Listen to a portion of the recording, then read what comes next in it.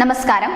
Indian രാഷ്ട്രീയത്തിന്റെ ചരിത്രമെടുത്ത് പരിശോധിച്ചാൽ കോൺഗ്രസ് കഴിഞ്ഞാൽ ഇന്ത്യയിലെ ഏറ്റവും പഴക്കം ചെന്ന രാഷ്ട്രീയ പാർട്ടിയാണ് SAD അഥവാ ശിരോമണി അകാലിദൾ. 1920 സ്ഥാപിതമായ ഈ പാർട്ടി സിഖ് രാഷ്ട്രീയത്തിന്റെ നീണ്ട പാരമ്പര്യത്തെ വിളിച്ചോതുന്നതാണ്. സിഖ് മതത്തിന്റെയും പഞ്ചാബിലെ സിഖ് സമൂഹത്തിന്റെയും അവകാശങ്ങൾ സംരക്ഷിക്കുവാനും മുന്നോട്ട് കൊണ്ടുപോകുവാനുമാണ് ഈ പാർട്ടി രൂപീകരിച്ചത്.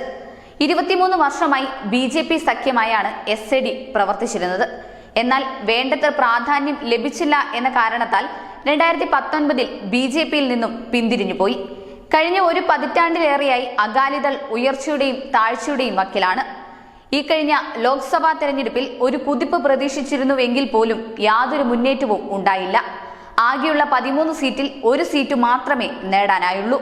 പാർട്ടിയുടെ വോട്ട് വിഹിതം 2019 27.45% നിന്ന് 13.42% കുറഞ്ഞു.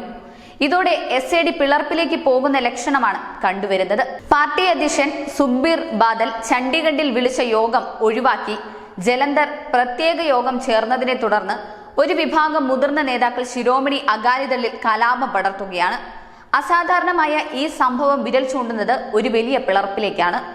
ലോക്സഭാ തെരഞ്ഞെടുപ്പിലെ SADയുടെ പരാജയത്തെ തുടർന്ന് പാർട്ടിയിൽ മാറ്റം അനിവാര്യമാണെന്ന് ജലന്ധറിൽ നടന്ന യോഗത്തിന് ശേഷം നടത്തിയ വാർത്താ സമ്മേളനത്തിൽ വിമത നേതാക്കൾ പറഞ്ഞു.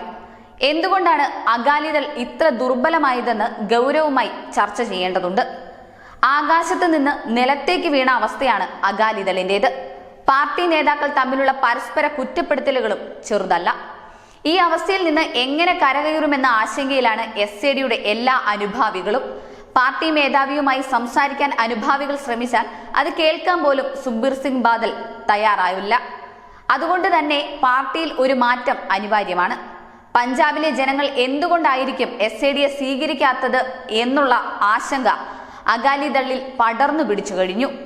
എന്തായാലും ശിരോമണി അകാലിദൾ ഒരു പിളർപ്പിലേക്കാണ് പോകുന്നതെങ്കിൽ അതിലേറ്റവും കൂടുതൽ നേട്ടം കൊയ്യാൻ പോകുന്നത് BJPയാണ്. പഞ്ചാബിൽ വേരുറപ്പിക്കാൻ ഒരു സിഖ് മുഖം BJPക്ക് ആവശ്യമാണ്.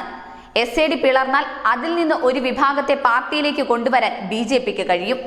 അങ്ങനെ വന്നാൽ BJP പഞ്ചാബിന്റെ മണ്ണിൽ ഒരു കോട്ട കെട്ടുമെന്നതിൽ സംശയമില്ല. News desk, news India Malayalam.